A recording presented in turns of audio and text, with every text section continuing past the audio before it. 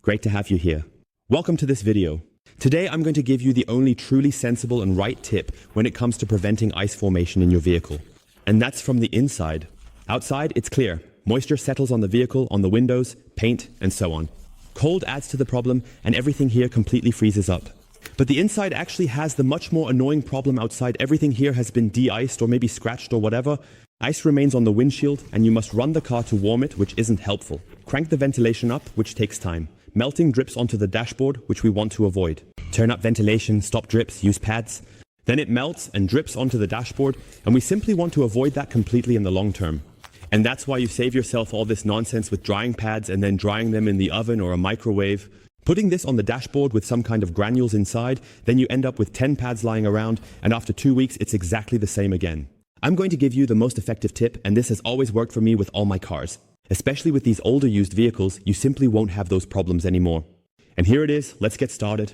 The best thing is if your vehicle is parked in a garage or a small hall, but you can also do it outside. Choose a sunny day when the vehicle can thaw out completely, even on the outside. And then you get yourself electric dehumidifier. Choose a compact device if possible, and just place it in the car and let it run overnight. I know there are so many tips out there, such as just let the air conditioning run for a really long time. I can tell you one thing, I've tested all of this on vehicles that are really prone to these issues, where the insulation and everything isn't 100% perfect anymore. Especially with older vehicles, that's not always the solution. And that's why this is my choice number 1, when it comes to really effectively and long-term getting the humidity out of the vehicle, because that's what freezes on the windows and everywhere else. And what should you definitely pay attention to with such a device? It's important that it stands nice and straight. It shouldn't be sitting on the seat surface and be totally tilted, because then the overflow mechanism won't work. You need to pay attention to the fact that the water collects down here, which is pulled out of the air. And then it collects down here in the container. And when this overflow mechanism kicks in, the device won't stop if it's tilted, and then it overflows, spilling the filtered water onto the seat. So make sure to move the seat back or just find a suitable spot in the vehicle. Then the devices all have the advantage that when a certain value is reached, they shut off. That means they don't run hot or anything like that or work longer than necessary. Today we're going to do a test with the vehicle completely untreated in that area. That means we've never used this dehumidifier in the car before. You can see here on the window how the ice has completely settled inside. We currently have 12 degrees here in my workshop. That means it can hardly thaw outside, but the moisture stays in here. And I don't just use this device here in my workshop to keep the humidity low, but I've also been using it for years in vehicles, for example. When it gets out of hand, like with this vehicle, I've never done that before. Then we can set it up here, for example. Set it to what percentage of humidity the device should regulate down to, and we're definitely going to set it down to 40%. That's the lowest value that should be reached. Right now, you can see that the device shows over 80% humidity here in the car or in this room. Then we set the ventilation mode to the highest level, and the timer is set to completely unlimited. The device is supposed to work until it is either full of water down here or until it reaches 40% humidity.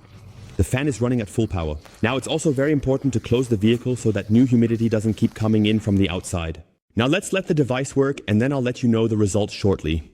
And then we'll take a look at how long it had to work and how much water it has extracted from this room.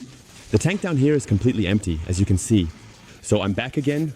It has been in the vehicle for 24 hours now, and let's take a look at the status here on the device. It's still running, and you can clearly see here that we've already filled almost half of the entire container with water. So you can see what kind of humidity is trapped in the whole car. You can also see that the ventilation is still running at full speed, and it's currently measuring 50 to 60% humidity, and it's supposed to go down to 40. I just opened the door, so the device is ramping up again. So it's measuring the humidity here immediately, which is still present from the outside because the vehicle is still wet. So now the device is really kicking into action again. Last night we were already at 50, and it was showing between 40 and 50. That means when I open the door, the device kicks back in because the humidity is flowing back in here. But it has dried quite well. You can also feel it here on the seats. Everything really feels very nice and dry. It's more damp or something like that. And you can also feel it in the footwell here, that the floor mats have really become nice and dry. And that's just one point. That's why such a device is extremely effective. I'm going to take it out now, and we'll take a look at the total water level that the system has pulled out of this vehicle's interior in 24 hours. And that's definitely pretty impressive, right? You would never be able to pull that out of the vehicle in such a short time with a drying bag or drying pillow. And when you work with something like that, it takes ages until things change for the better. And with such a device, you can already see how much water is trapped in this vehicle's interior. Of course, some moisture also comes from the outside because a vehicle is not 100% airtight. You still have a few small cracks, but still, the amount of moisture that's trapped in the vehicle's interior is just insane. And with this, you can easily avoid interior frost in the long run. Of course, you can also use other methods, but it really takes a long time to dry out the car with a drying pillow and newspaper. If your vehicle has high humidity, freezing windows, and ice crystals inside, it's a severe issue. Of course, you can also travel regularly with air conditioning in winter. But if you're really struggling with high humidity in your vehicle and the inside of your windows is really freezing and you have ice crystals on the inside of the window, then that's a very, very strong, high and massive air pressure. 2001, the amount of moisture that's present in the interior. This dehumidifier is my tip for you. It has always helped me the most with these issues. Of course, you can try everything else, but I am only giving you my personal opinion. This device is simply what has always helped me the most with all these issues. Until then, thank you for watching. I'm going to let it keep working in my hole for a bit longer. We'll see each other next time. Put it in. Bye.